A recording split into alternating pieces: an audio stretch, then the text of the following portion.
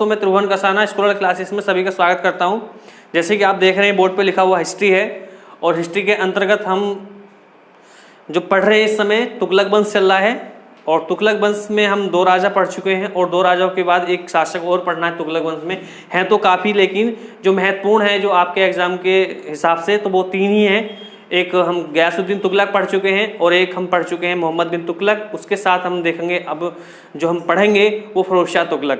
फिरोज शाह तुगलक की देखते हैं कि भाई फिरोज शाह तुगलक से क्या क्या ऐसे प्रश्न पूछे जा सकते हैं।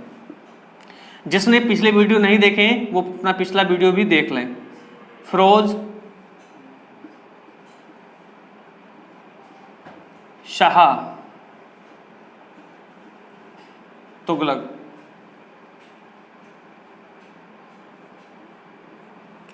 देखिएगा फिरोज शाह तुगलक का जो शासनकाल है वो 1351 से लेके 1388। अब देखते हैं कि भाई फिरोज शाह तुगलक की अगर हम बात करते हैं कि तुगलक वंश में जितने भी राजा हुए हैं या जितने हम आपको पढ़ाएंगे अभी आगे, सबसे अधिक निर्माण किसी राजा ने किए हैं तुगलक वंश में, तो वो किसने किए हैं? फिरोज शाह तुगलक ने। अब देख लेते हैं भाई थोड़ा सा इसके बारे में कि जो फिरोज शाह तुगलक था ये कौन था? ये था मोहम्मद बिन तुगलक का,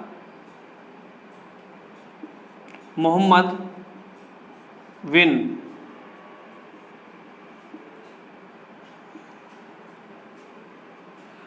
बिन तुगलक का चचेरा भाई। ठीक है, इसी के अगर हम बात करते हैं, इसी मोहम्मद बिन तुगलक की, इसके जो पिता का नाम हमें देखने को मिलता है वो है अबू हर। अगर हम इसी मोहम्मद बिन फिरोज शाह तुगलक की बात करें तो इसकी जो माता का नाम हमें देखने को मिलता है वो है बीबी मेला।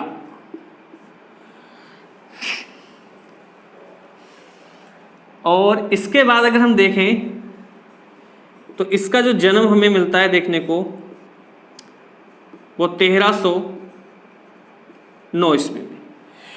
देखिएगा अगर हम देखें तो जो मोहम्मद बिन तुगलक था उसका चचेरा भाई फिरोज शाह तुगलक राजा बनता है और राजा बनने के बाद अगर हम देखें तो ये पहला ऐसा सुल्तान है, ये फिरोज शाह तुगलक, जिसका राज्याभिषेक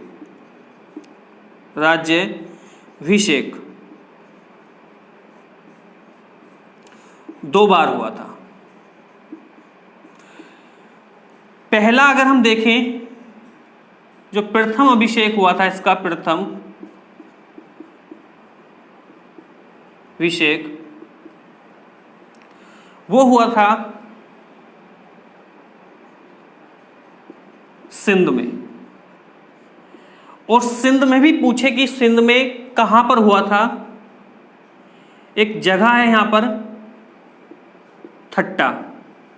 ठीक है, इसका जो द्वितीय राज्याभिषेक हुआ था वो हुआ है दिल्ली में। तो याद रखना है यहां से, इसके राज्याभिषेक से कई बार क्वेश्चन पूछा गया है कि दिल्ली सल्तनत का एकमात्र सुल्तान बताओ जिसका 2 बार राज्याभिषेक हुआ है, तो वो कोई और नहीं है, वो है फिरोज शाह तुगलक। देखिएगा अगर हम देखते हैं कि मैं दिल्ली सल्तनत की बात कर रहा हूं, ना कि अन्य मुगल काल की। मुगल काल में अगर हम देखते हैं कि 2 बार जो राज्याभिषेक हुआ है, अगर हम देखें कि भाई मुगल काल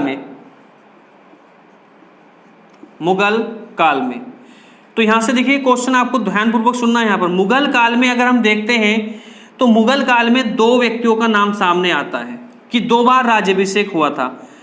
एक का नाम है अकबर और दूसरे का नाम है औरंगजेब। ठीक है, अब देखिएगा प्रश्न कैसे पूछा जाएगा कि दिल्ली सल्तनत का एकमात्र सुल्तान बताओ जिसका राज्याभिषेक 2 बार हुआ है।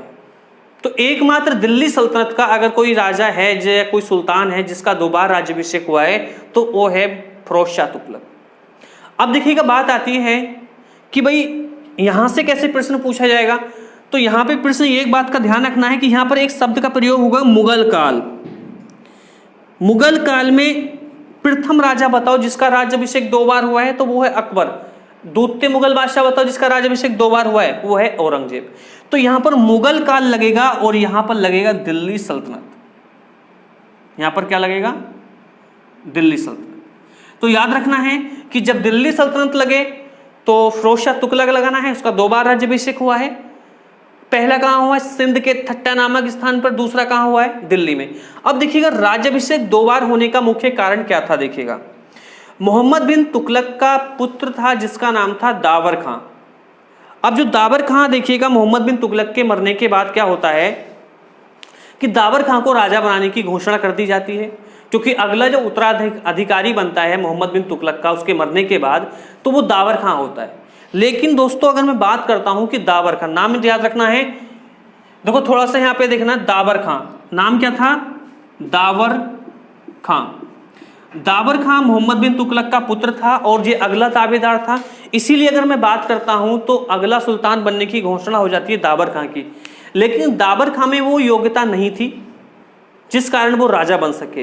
लेकिन कुछ समय के लिए इसने कमान संभाली। लेकिन क्या होता है कि मोहम्मद बिन तुगलक के पिता के भाई जिसका नाम था अबूहर, इनका पुत्र था जिसका नाम था फिरोज शाह तुगलक। अब फिरोज शाह तुगलक भी एक योग्य शासक था, कह सकते हैं कि उसमें सारे गुण थे राजा बनने के। यही हुआ कि एक दिन दावर खां की हत्या कौन कर देता है? कह सकते हैं फिरोज शाह तुगलक। और उसी समय अगर हम बात करते हैं तो 2 बार राज्याभिषेक होने का मुख्य कारण यही था कि एक तो राज्याभिषेक जब दावर खां का होता है तो ये कहां करा देता? सिंध के ठट्टा में। और जब इसकी हत्या कर देता है यही फिरोज शाह तुगलक, तो अपना जो अंतिम राज्याभिषेक कराता है वो कराता है दिल्ली में। तो याद रखना है कि बहुत महत्वपूर्ण प्रश्न पूछा जाता है कि मोहम्मद बिन तुगलक के मरने के बाद कौन उत्तराधिकारी बना था? कौन उसका उत्तराधिकारी बना था? दावर खां। या ऐसा पूछा जाए कि मोहम्मद बिन तुगलक के मरने के बाद अगला दिल्ली सल्तनत का सुल्तान कौन बना? अगर सुल्तान शब्द लगता है तो वो क्या बताना है आपको? फिरोज शाह तुगलक। मैं समझता हूं कि यहां तक कुछ इसका प्रारंभिक जीवन था वो आपको समझ में आ गया होगा। मोहम्मद बिन तुगलक का कौन था? ये चचेरा भाई था।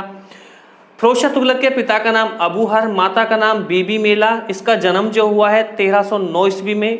पहला ऐसा सुल्तान जिसका राज्याभिषेक 2 बार हुआ था, तो वो कहाँ हुआ था? पहला राज्याभिषेक सिंध के ठट्टा में और दूसरा कहाँ हुआ था? दिल्ली में। मुगल काल में कौन से, ये अलग से फैक्ट है आपका, मुगल काल में 2 राजा बताओ जिसका राज्याभिषेक 2 बार हुआ है। पहला है अकबर, दूसरा है औरंगजेब। अब देखते हैं दोस्तों इसके आगे। जब ये राजा बन जाता है तो मैं आपको कुछ और चीज बताना चाहता हूं कि तुगलक वंश में जितने भी राजा हुए हैं उन्होंने कहीं ना कहीं सबसे अधिक निर्माण किए। मतलब कि काम करने वाले अगर कोई हम वंश देखते हैं जिसमें कि इन्होंने अपनी मतलब कि भारत की स्थिति को मतलब संभाला है, भारत की अर्थव्यवस्था को मतलब देखा है, गरीबों की बात सुनी है और किसानों की समस्या सुनी है, तो वो सबसे अधिक जो प्रिय रहे हैं वो तुगलक वंश के राजा रहे। और सबसे अधिक जो प्रिय रहा है वो गयासुद्दीन तुगलक रहा है और उसके बाद रहा है फिरोज शाह तुगलक। मोहम्मद बिन तुगलक की अगर मैं बात करता हूं वो कह सकते हैं कि योग्य था, बहुत बड़ा योग्य था, लेकिन बताते हैं कि उसकी कुछ योग्यता का विफलता का कारण उसके मैंने आपको बताए हैं, कई कारण रहे थे और वही हुआ कि उसको भी एक अयोग्य शासक घोषित कर दिया जाता है। लेकिन जब फिरोज शाह तुगलक राजा बनता है दोस्तों तो इसने देखिएगा सबसे पहला एक ही काम किया कि भाई इसने सबसे पहले अगर मैं बात करता हूं, इसने जो कर लगे हुए थे दिल्ली सल्तनत में फिरोज शाह तुगलक के शासनकाल तक, ध्यानपूर्वक सुनना, फिरोज शाह तुगलक के शासनकाल में जब यह राजा बना तो देखिएगा 24 प्रकार के कर लगे हुए थे। 24 प्रकार के कर।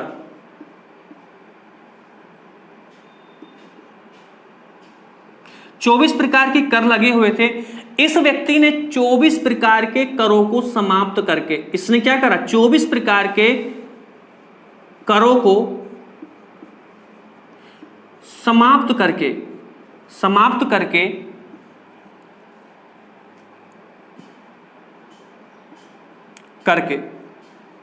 इसने 4 प्रकार के कर लगाए।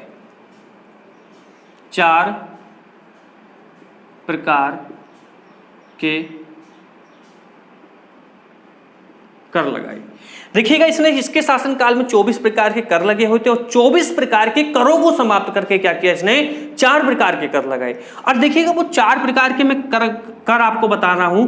पहला अगर मैं बात करता हूं जजिया, तो कोई जजिया तो पहले ही लगा हुआ था, लेकिन जजिया इसने ऐसा राजा है जिसने कि ब्राह्मणों पर भी जजिया कर लगाया था, मतलब इसमें बढ़ोतरी करी थी। एक तो इसने लगाया जजिया कर, एक लगाया इसने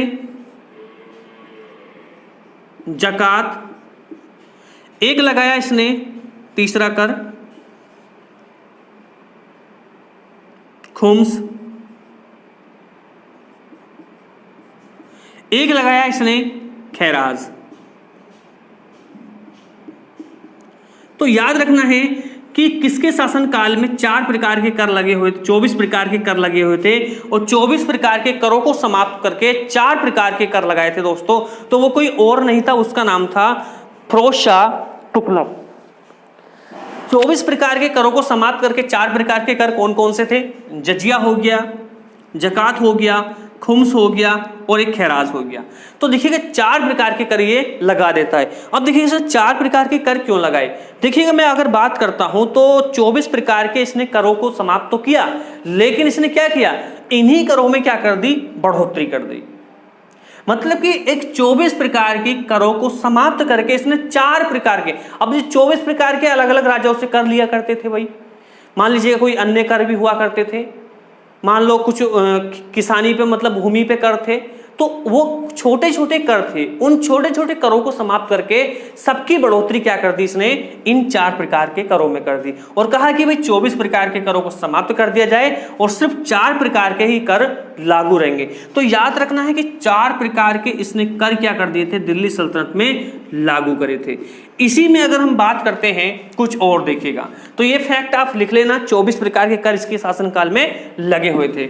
अब चलते हैं थोड़ा सा आगे। बहुत बढ़िया राजा है, ऐसा नहीं कि देखो भाई 24 प्रकार के कर समाप्त करे और जब 24 प्रकार के कर इसने समाप्त करे 4 प्रकार के कर मिले, मतलब लगा दी गई। तो इससे क्या हुई कि भाई दिल्ली सल्तनत को कहीं ना कहीं मतलब जो जनता थी वहां पर उसको राहत मिलने लगी। उसने सोचा कि भाई 4 प्रकार के हम कर देंगे, 24 प्रकार के हम कर क्यों दें। तो भाई इसकी बात भी अच्छी थी, इसने कहा कि भाई दिल्ली सल्तनत की अगर अर्थव्यवस्था को सुधारना है और किसानों को कुछ मदद मिल सकती है तो इसने क्या किया, भाई 4 प्रकार के आप कर दे सकते हो। मैं मानता हूं कि भाई इसने थोड़ी थोड़ी क्या करी, उसमें बढ़ोतरी कर दी हो, लेकिन 24 प्रकार के कर, एक व्यक्ति 24 प्रकार के कर दे रहा है, अब उसको कितने प्रकार के देने, 4 प्रकार के कर। अगर जो उसकी क्षमता है जो कर देने की वो वही कर देगा, ऐसा नहीं कि 24 प्रकार के कर जैसे पहले लागू थे हर व्यक्ति पे वो अब लागू नहीं थे। इसने 4 प्रकार के कर क्या कर दी दोस्तों, लागू कर दिए। इसी की अगर मैं बात करता हूं फिरोज शाह तुगलक की, तो फिरोज शाह तुगलक अगर मैं देखूं, फिरोज शाह तुगलक, फिरोज शाह तुगलक, अगर मैं बात करता हूं फिरोज शाह तुगलक की, तो फिरोज शाह तुगलक पहला ऐसा राजा है अगर हम देखें कि जिसने ब्राह्मणों पर भी जजिया कर लगाया था, जजिया कर लगाया था। तो याद रखना है कि बहुत ही इंपॉर्टेंट क्वेश्चन यहां से आपका पूछा जा सकता है, बहुत ही महत्वपूर्ण फैक्ट है आपके सामने कि एकमात्र ऐसा सुल्तान है फिरोज शाह तुगलक जिसने की क्या किया था, ब्राह्मणों पे जजिया कर लगाया था। मतलब कि ब्राह्मणों से भी क्या करी थी इसने, जजिया कर की वसूली करी थी। और देखिएगा अगर ऐसा भी पूछा जाए कि ब्राह्मणों पे जजिया कर किस राजा ने लगाया था तो वो फिरोज शाह तुगलक था। लेकिन यहां से एक लाइन और आपसे पूछी जा सकती है कि बताइएगा मंदिरों पर, किस पर, मंदिरों पर जजिया कर किसने लगाया था। तो दोस्तों याद रखना है जजिया कर जो लगाया था वो फिरोज शाह तुगलक ने ही लगाया था। फिरोज शाह तुगलक ने। तो देखिए दो लाइन यहां से जजिया कर से पूछी जा सकती है। एक तो यही पूछी जा सकती है कि ब्राह्मणों पर जजिया कर किसने लगाया था, तो सीधा बताना है फिरोज शाह तुगलक ने।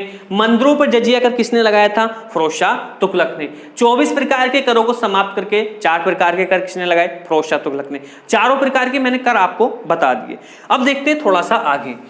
देखिए बड़ा काम का राजा है, इसने काम बहुत किया है, ऐसा नहीं कि इसने लड़ाई भी की है, लेकिन दोस्तों इसके बहुत ही काम ऐसे हैं अगर आप सुनोगे तो भाई आप बोलोगे कि निर्माण का जन्मदाता है। मतलब कि सबसे अधिक निर्माण जिसके शासन, दिल्ली सल्तनत में ऐसा एकमात्र सुल्तान है जिसके शासनकाल में सबसे अधिक निर्माण हुए थे। अब देखिएगा मैं बात करता हूं कि भाई फिरोज शाह तुगलक के शासनकाल में, फिरोज शाह तुगलक के शासनकाल में सबसे बड़ी घटना यह थी कि जो हम दिल्ली सल्तनत के जितने भी आज तक हमने सुल्तान पढ़े हैं, तो मैंने आपको देखा है कि भाई मैंने आपको बताया है कि भाई सब दास रखते थे, दास रखने की प्रथाएं थी।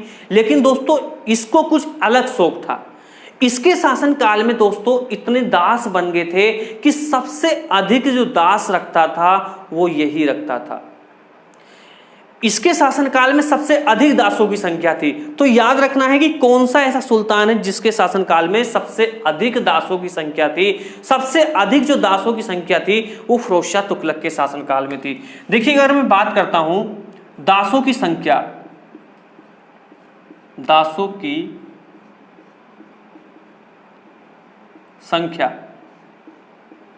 सबसे अधिक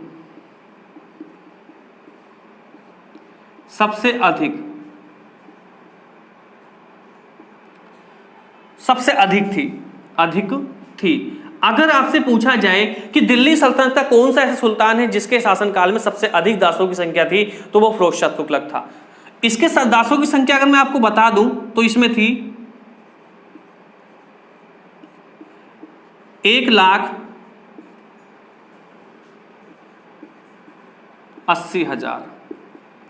1,80,000 क्या थी दोस्तों, इसमें दासों की संख्या थी। मतलब सबसे अधिक कह सकते हैं कि सबसे अधिक दासों की संख्या जो हमें देखने को मिलती है, जो कि सबसे अधिक दासों को शौकीन था, दास रखने का मतलब ज्यादा लगाव रखता था, तो वो कौन था, फिरोज शाह तुगलक। इसके शासनकाल में अगर मैं और बात करता हूं तो देखिएगा इसने क्या किया था, फिरोज शाह तुगलक ने।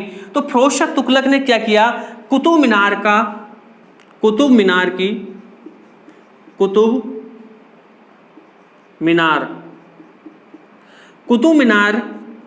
की 5वीं मंजिल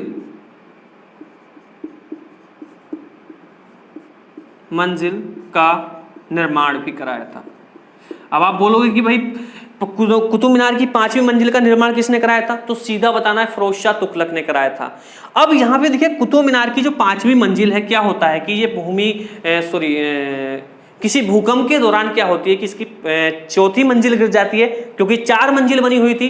तो जो 4 मंजिल गिरती है तो इसने क्या किया, 4थी और 5वीं मंजिल, मतलब कि कह सकते हैं कि भाई 4 मंजिल तो बनी हुई थी, लेकिन क्या होता है कि जब 4थी मंजिल गिरती है तो क्या होता है कि ये 4थी और 5वीं मंजिल का निर्माण कराता है।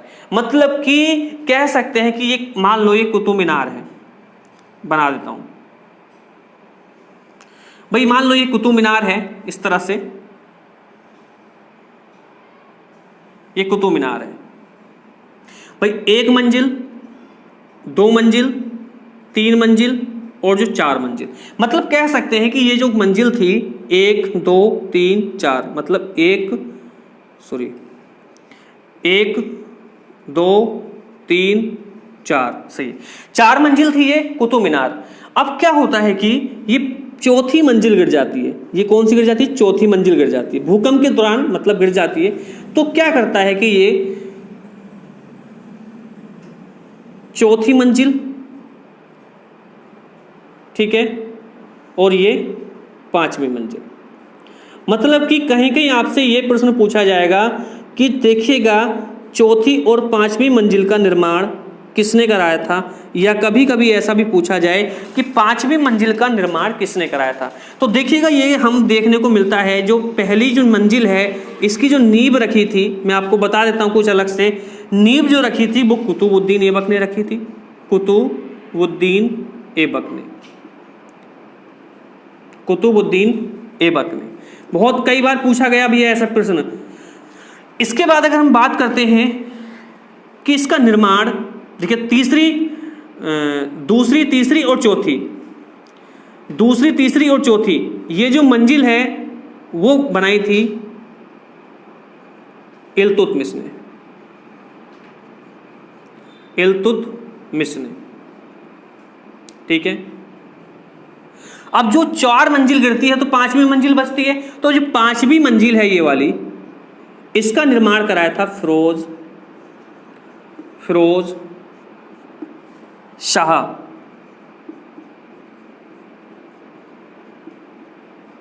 तुगलक। अब देखिएगा यहां से कई बार एक क्वेश्चन बनता है कि कुतुब मीनार की नींव किसने रखी थी? कुतुबुद्दीन ऐबक ने। क्या होता है, अचानक मृत्यु हो जाती है तो पूर्ण निर्माण नहीं कर पाता, इसी निर्माण को आगे बढ़ाता है इल्तुतमिश जो निर्माण करता है दूसरी तीसरी और चौथी। तो याद रखना यहां से एक लाइन और पूछी जा सकती है, दूसरी तीसरी चौथी मंजिल का निर्माण किसने कराया था? तो इल्तुतमिश लगाना है। 5वीं मंजिल का निर्माण किसने कराया? फिरोज शाह तुगलक ने कराया। अब क्या होता है कि यहां पर 4 मंजिल गिर जाती है, 4 मंजिल थी ये पूरी, तो 4 मंजिल जब गिरती है तो फिरोज शाह तुगलक का शासन काल आता है। तो फिरोज शाह तुगलक क्या करता है कि जो 4 मंजिल थी उसका निर्माण कराता है 4 और 5वीं मंजिल का। यहां पर अगर ऐसा भी पूछा जाए कि चौथी मंजिल की मरम्मत किसने कराई थी, तो मरम्मत जो कराई थी फिरोज शाह तुगलक ने कराई थी। 5वीं मंजिल का निर्माण किसने कराया था? तो आप बताएंगे फिरोज शाह तुगलक का। कुतुब मीनार का पूर्ण निर्माण किसने कराया था? इल्तुतमिश ने। कुतुब मीनार का पूर्ण निर्माण किसने कराया था? पूर्ण निर्माण।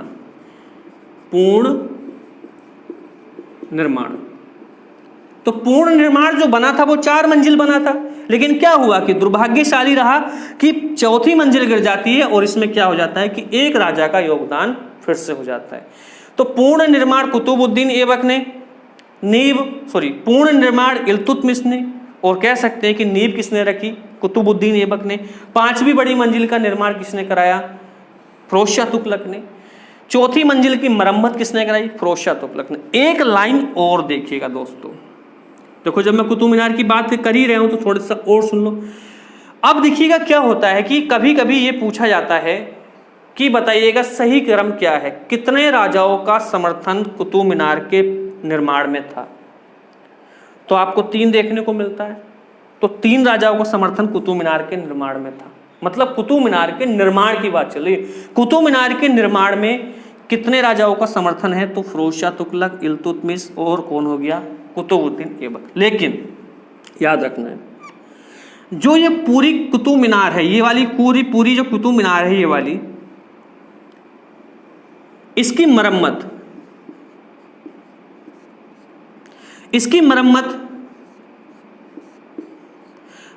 किसने कराई थी? ये प्रश्न आपसे पूछा जा सकता है। मतलब कि पूरी कुतुब मीनार है ये वाली, इसकी पूरी मरम्मत किसने कराई थी? तो सिकंदर लोदी ने।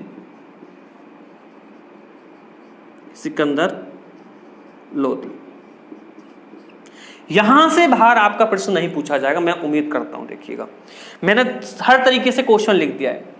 नींव किसने रखी? तो बताएंगे कुतुबुद्दीन ऐबक ने। कुतुब मीनार का पूर्ण निर्माण किसने कराया? इल्तुतमिश ने। ऐसा पूछा जाए दूसरी तीसरी चौथी मंजिल का निर्माण किसने कराया था? इल्तुतमिश ने। 5वीं बड़ी मंजिल का निर्माण किसने कराया था? फिरोज शाह तुगलक ने। पूरी कुतुब मीनार की मरम्मत किसने कराई थी? सिकंदर लोदी ने। चौथी मंजिल की मरम्मत किसने कराई थी? फिरोज शाह तुगलक ने। मैं समझता हूं कि बाहर क्वेश्चन नहीं पूछा जाएगा। कभी कभी मिलाप करने के लिए यहां से दे सकता है कि बताइएगा कुतुब मीनार के निर्माण में कितने राजाओं का समर्थन है? 3 बता देना। मरम्मत के अलावा कौन सा ऐसा राजा जिसने की निर्माण के अलावा कौन सा ऐसा राजा जिसने की मरम्मत कराई? तो सिकंदर लोदी। ठीक है भाई, आगे चलते हैं।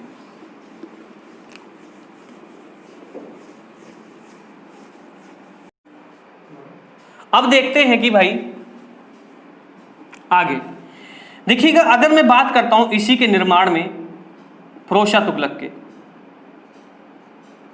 तो इसके निर्माण अगर हम देखें तो इसने सबसे अधिक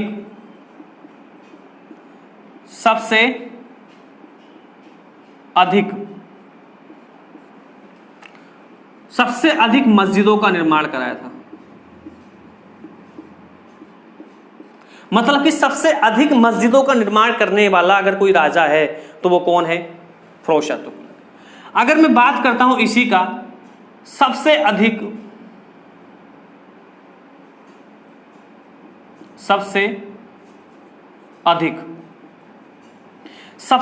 अगर मैं देखता हूं विद्यालय, सबसे अधिक विद्यालय का जो निर्माण कराया है वो किस राजा ने कराया? फिरोज शाह तुगलक ने। अच्छा, देखिए कितना, मतलब कि कह सकते हैं कि दिल्ली सल्तनत में इस राजा से इतने फैक्ट आते हैं बहुत अधिक, मतलब कि कह सकते हैं कि बहुत अच्छा राजा था। लेकिन लास्ट में मैं आपको बताऊंगा, जब लास्ट तक बने रहना वीडियो में, लास्ट तक मैं आपको बताऊंगा कि इसके शासनकाल को क्या कहा गया था। अगर हम बात करते हैं सबसे अधिक विद्यालय बनवाए, सबसे अधिक इसने क्या बनाए? मस्जिदें बनवाई। सबसे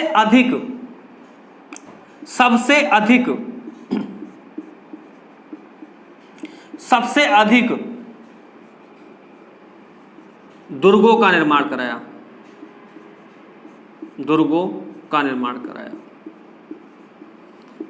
तो याद रखना कि सबसे अधिक दुर्ग किसने बनवाए थे? तो फिरोज शाह तुगलक ने।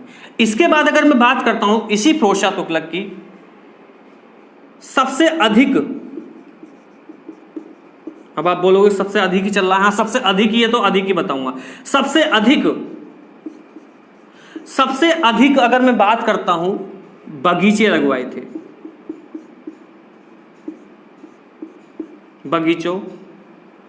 बगीचों का निर्माण करवाया।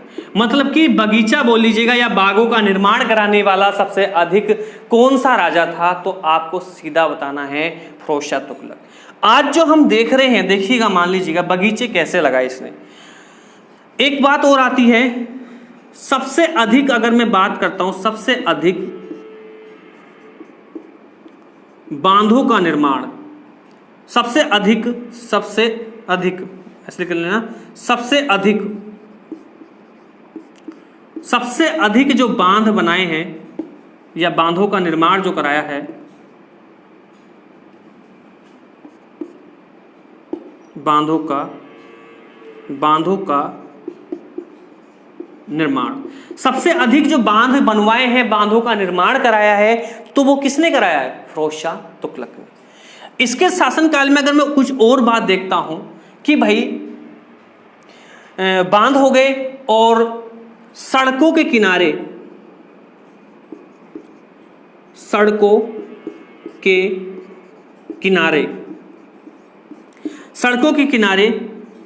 बाग लगाने की प्रथा, तो वो फिरोज शाह तुगलक ने चलाई। आज जो हम देखते हैं कि जो हमारी सड़क होती हैं, तो सड़कों के किनारे जो हम देखते हैं पेड़ पौधे खड़े रहते हैं, पेड़ पौधों को लगवाने वाला, बाग लगवाने वाला सड़कों के किनारे अगर कोई राजा है तो वो कौन है? फिरोज शाह तुगलक है। जो हम देखते हैं कि भाई कह सकते हैं कि अपने साम्राज्य में सही रहे और कह सकते हैं कि हरियाली के लिए इस राजा ने क्या किया, अपने आसपास के जितने भी क्षेत्र थे सब में इसने बाग लगवाने की प्रथा लगवाई। मतलब सबसे अधिक बगीचे, बाग लगवाने वाले, सड़कों के किनारे पौधे लगवाने वाला अगर कोई राजा है तो वो कौन है? फिरोज शाह तुगलक है। इसी के बाद अगर हम देखें तो उसके बारे में अगर हम कुछ और देखते हैं, सबसे अधिक मस्जिदों का निर्माण अगर कराया है तो वो किसने कराया है? फिरोज शाह तुगलक ने। सबसे अधिक विद्यालय किसने बनवाए हैं? फिरोज शाह तुगलक ने। सबसे अधिक दुर्गों का निर्माण किसने कराया है? आप बताएंगे, फिरोज शाह तुगलक ने। सबसे अधिक बगीचे का निर्माण किसने कराया है? फिरोज शाह तुगलक ने। सबसे अधिक बागों का निर्माण किसने कराया? फिरोज शाह तुगलक ने। अगर हम बात करते हैं सड़कों के किनारे बाग लगवाने की प्रथा अगर किसी राजा ने चलाई थी तो वो कौन है? फिरोज शाह तुगलक। कितने काम किए हैं आपको, अभी मैं और भी बता रहा हूं इसकी लिस्ट, देखिएगा आपको पढ़ने में बहुत अच्छा लगेगा। लेकिन दोस्तों याद रखना है, ये ऐसा राजा है, अभी तो बहुत अच्छा लग रहा है लेकिन लास्ट में मैं आपको बताऊंगा कि इसकी कहानी और है क्या। आप बस वीडियो के लास्ट तक बने रहिएगा। अब देखिएगा, अगर मैं बात करता हूं भाई इसी फिरोज शाह तुगलक की, सबसे अधिक अगर मैं देखता हूं, सबसे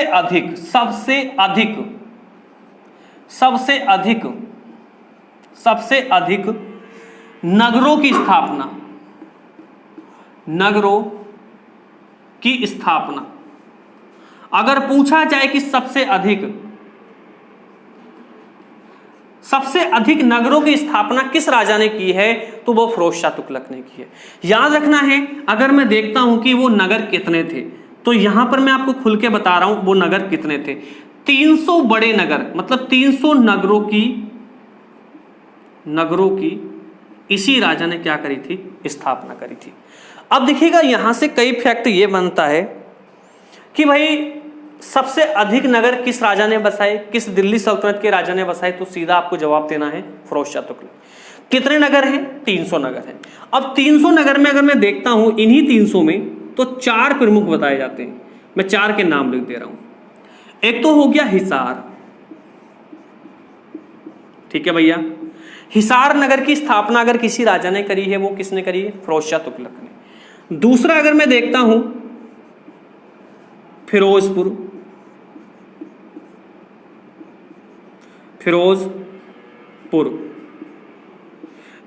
नगर जो बसाया है वो किसने बसाया है, फिरोज शाह तुगलक ने।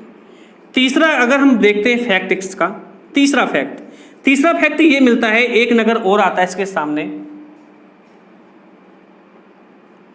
हिसार हो गया, फिरोजपुर हो गया और एक हो गया फैजाबाद।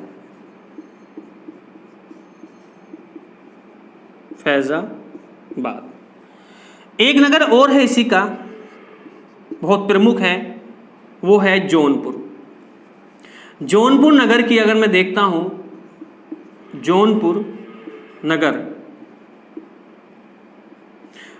नगर किसी राजा ने बसाया है, तो आप बताना है फिरोज शाह तुगलक ने।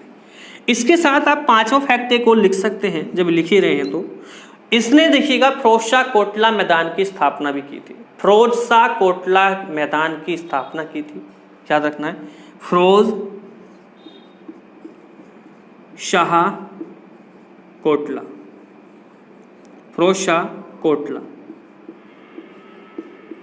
मैदान।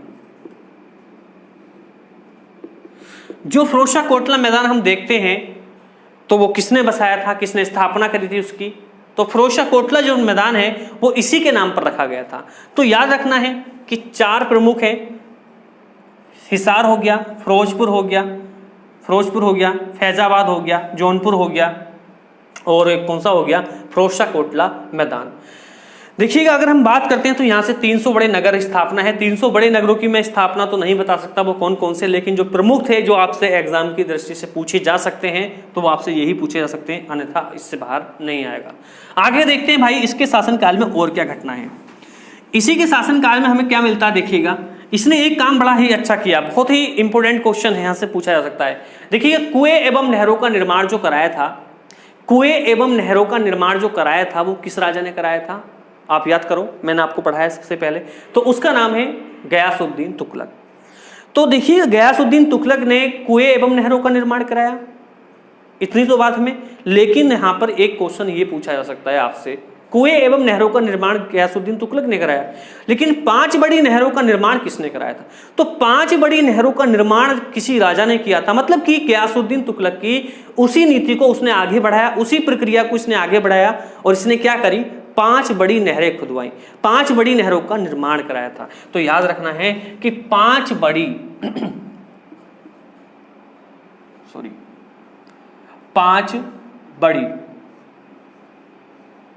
नहरों का निर्माण, तो याद रखना है 5 बड़ी नहरों का निर्माण अगर किसी राजा ने किया था तो उसका नाम क्या था, फिरोज शाह तुगलक। फिरोज शाह तुगलक।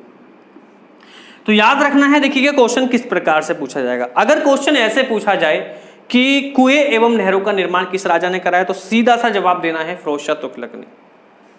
अगर यहां पर यह शब्द लग जाए कि 5 बड़ी नहरों का निर्माण किस राजा ने कराया था, तो सीधा आपको जवाब देना है गयासुद्दीन तुगलक नहीं, सीधा आपको पहुंचना है फिरोज शाह तुगलक। फिरोज शाह तुगलक ने 5 बड़ी नहरों का निर्माण कराया था। इसके साथ अगर मैं बात करता हूं, देखिएगा और क्या काम था इसका, इसके काम ही बता रहा हूं मैं आपको। इसने काम किया था, देखिएगा यह दिल्ली सल्तनत का पहला राजा जिसने सिंचाई पर कर लगाया था, सिंचाई पर कर लगाया था। तो सिंचाई पर कर लगाने वाला अगर भाई मान लो अगर ये 5 बड़ी नहरों का निर्माण कर रहा है, बांधों का निर्माण कर रहा है, लोगों को उनके यहाँ तक अपने पानी पहुँचा रहा है, अगर मान लो कि भाई कभी ऐसा हो सकता है कि बरसात ना हो तो किसानों को बांधों से पानी नहरों में छोड़ा जा सकता है, तो इतना अच्छा काम कर रहा है तो जाहिर सी बात है भाई कुछ तो लेगा।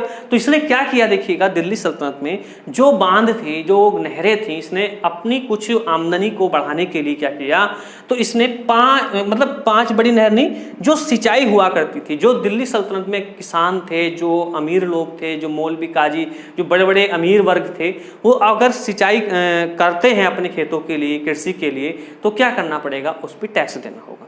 मतलब जैसे कि आज आप देखें गाँव में भी आप किसी कुएं से पानी लेते हो तो पैसा देते हो नहीं देते हो, तो वही काम किया था इस फिरोज शाह तुगलक ने।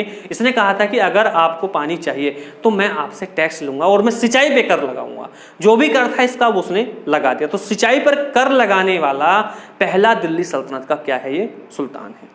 इसके बाद अगर मैं देखता हूं सिंचाई पे कर लगाने के साथ साथ और इसका काम क्या था, देखिएगा इसको अगर हम देखते हैं कि ये दिल्ली सल्तनत का ऐसा पहला राजा हुआ है जिसने की अपनी साम्राज्य की आमदनी का ब्यौरा तैयार किया था। मतलब कि जो साम्राज्य में आमदनी हो रही है, चाहे वो नहर से हो, चाहे वो बांधे से हो, चाहे वो किसी अन्य काम से हो, चाहे वो युद्ध से हो, तो उसका कह सकते हैं कि उसकी डायरी, उसका ब्यौरा तैयार किसी ने किया था। जो मतलब मान लो जो साम्राज्य में आमदनी हो रही है वो हो कितनी रही है, उस आमदनी का ब्यौरा तैयार कराने वाला या करवाने वाला वो फिरोज शाह तुगलक ही था। दिल्ली सल्तनत में अगर मैं देखता हूँ, चाहे मैं अकबर पढ़ लूँ मुगल काल में, या दिल्ली सल्तनत में सिकंदर लोदी पढ़ लें, गुलाम वंश हम पढ़ चुके हैं, और कह सकते हैं कि हम खिलजी वंश पढ़ चुके हैं, उन्होंने आज तक भी अपने साम्राज्य की आमदनी का ब्यौरा तैयार नहीं कराया कि हमारे साम्राज्य में कि कितनी आमदनी, मतलब लिखित रूप से ब्यौरा तैयार अगर किसी राजा ने किया था तो वो फिरोज शाह तुगलक ने किया था। तो एक फैक्ट है यहाँ पर ये लिख सकते हैं कि साम्राज्य की आमदनी का ब्यौरा, साम्राज्य की आमदनी का ब्यौरा तैयार, मतलब कि कह सकते हैं कि अपने साम्राज्य की जो आमदनी है उसका ब्यौरा तैयार अगर किसी राजा ने किया था तो वो कौन था, फिरोज शाह तुगलक। अगर यहाँ पर ब्यौरा की जगह अगर लिखित रूप से, अगर ऐसा ना आए, ब्यौरा ना आए कि लिखित रूप से आमदनी का ब्यौरा तैयार किसने किया था, मतलब लिखित शब्द आ जाए, लिखित रूप से, मतलब लिखित रूप से आमदनी का ब्यौरा तैयार किसने कराया था, तो आप सीधा बताना फिरोज शाह तुगलक ने। देखिएगा अगर हम बात करते हैं और इसके शासनकाल की और क्या विशेषता थी, तो इसने देखिएगा क्या किया, फिरोज शाह तुगलक ने क्या किया, देखिएगा अब इसने क्या किया, ये सारे काम करने के बाद फिर भी इसी काम था। इसके शासनकाल को मध्यकालीन भारत का सबसे भ्रष्ट शासनकाल बताया जाता है। मतलब कह सकते हैं कि जो इसके काम थे वो इसने काम तो अच्छे करे, लेकिन क्या हुआ देखिएगा, इसने सिंचाई पर कर लगा दिया, जजिया कर लगा दिया, ब्राह्मणों से कर लेने लगा, मंदिरों पे टैक्स लगा दिया।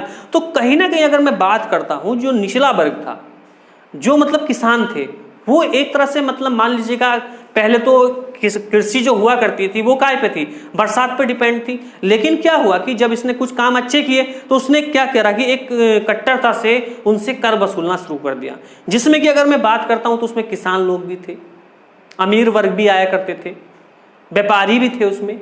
तो जो निचला वर्ग था वो क्या हुआ कि इसमें पिसने लगा।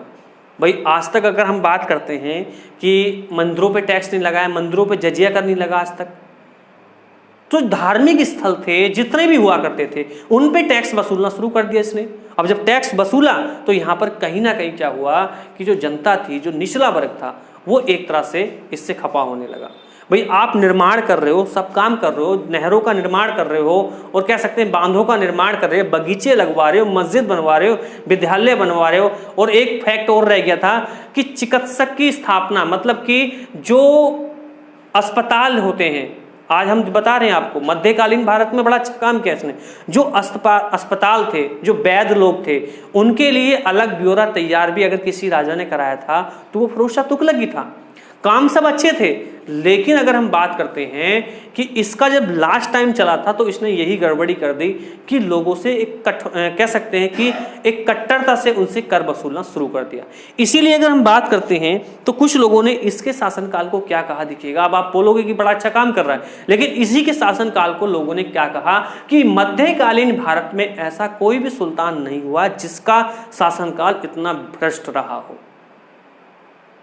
मतलब कह सकते हैं कि सबसे अधिक भ्रष्टाचारी सुल्तान अगर किसी को बताया जाता है तो वो फिरोज शाह तुगलक को ही बताया जाता है। तो आप बोलोगे कि भाई इतने काम अच्छे करे इसने। अब काम तो अच्छे करे, लेकिन उन्हीं कामों का इसने फायदा उठाया, और फायदा उठाया आम वर्ग से। तो आम वर्ग क्या हुआ, इससे खपा होने लगा। तो याद रखना, मध्यकालीन भारत का पहला भ्रष्टाचारी सुल्तान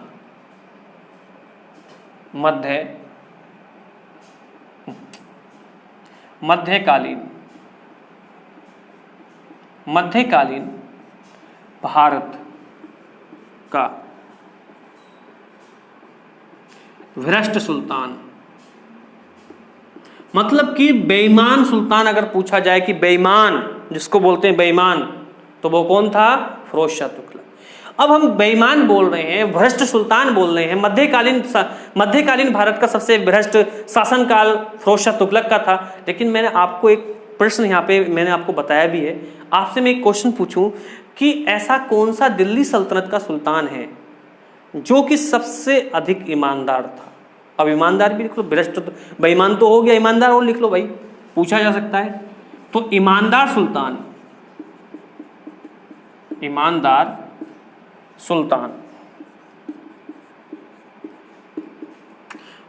सुल्तान अगर कोई है वो है नसरुद्दीन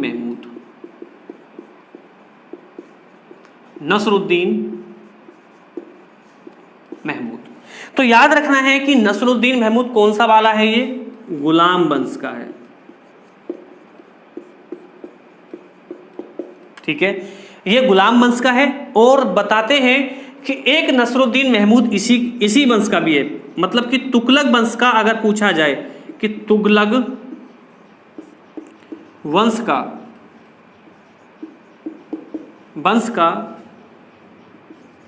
अंतिम सुल्तान अगर कोई मिलता है हमें देखने को, तो वो है यही नसरुद्दीन महमूद। अगर हम नसरुद्दीन महमूद की बात करें तो ये फिरोज तुगलक वंश का अंतिम सुल्तान है। और मैंने अभी क्या बताया है कि ईमानदार सुल्तान कौन सा है दिल्ली सल्तनत का, तो वो नसरुद्दीन महमूद है। लेकिन ये गुलाम वंश का है और ये किसका है, तुगलक वंश का। इसके शासनकाल की सबसे महत्वपूर्ण घटना याद रखना, बस एक ही फैक्ट आपसे पूछा जा सकता है, बाकी नसरुद्दीन महमूद से कोई भी प्रश्न आपसे नहीं पूछा जा सकता। इससे प्रश्न एक पूछा जाता है, इसके शासनकाल की सबसे महत्वपूर्ण घटना है कि 1398 ईस्वी तैमूर का भारत पर आक्रमण था दोस्तों। तो याद रखना है कि तैमूर ने किसके शासनकाल में, तुगलक वंश के किस राजा के शासनकाल में भारत पर अटैक किया था, आक्रमण किया था, तो वो नसरुद्दीन महमूद था। इसके शासनकाल की सबसे महत्वपूर्ण घटना है। कब किया था, 1398 में। अगर मैं बात करूं कि ऐसे क्वेश्चन आपसे पूछा जा सकता है कि तैमूर आक्रमणकारी ने किसके शासनकाल में आक्रमण किया, नसरुद्दीन महमूद में। लेकिन यहां से एक फैक्ट और पूछा जा सकता है, घुमा के क्वेश्चन पूछा जा सकता है कि तैमूर ने जिस समय भारत पर अटैक किया था तो उस समय कौन सा वंश चल रहा था। तो उस समय जो वंश चल रहा था, तैमूर ने जब भारत पर अटैक किया था तो वो तुगलक वंश था। तो इस तरह से भी पूछा जा सकता है। और इस तरह से देखिएगा, अगर हम बात करते हैं तो तुगलक बस एक अपना समाप्ति की ओर हो चुका है, पूरा कंप्लीट हो चुका है। और मैं समझता हूं कि फिरोज शाह तुगलक से या फिर अन्य राजाओं से जो मैंने पढ़ाए हैं उनसे बाहर क्वेश्चन नहीं पूछा जाएगा, कंप्लीट हो चुका है। और मैं सीधा आपको लेके चलूंगा लोधी वंश की ओर। और लोधी वंश से भी ज़्यादा बड़ा टॉपिक नहीं है लोधी वंश। और जैसे ही होगा उम्मीद करूंगा कि ये जो तुगलक वंश है, हमने खिलजी वंश जितना विस्तार पूर्वक पढ़ा है और जो मैंने तुगलक वंश पढ़ाया है, इसमें आपको एक लिंक दे दिया जाएगा कमेंट बॉक्स में। जितना क्वेश्चन, 1-2 क्वेश्चन छूट गया होगा तो मैं आपको उसमें डाल दूंगा। ठीक है भैया, तब तक नेक्स्ट पार्ट में मिलते हैं और जो भी होगा नेक्स्ट पार्ट आपके सामने होगा।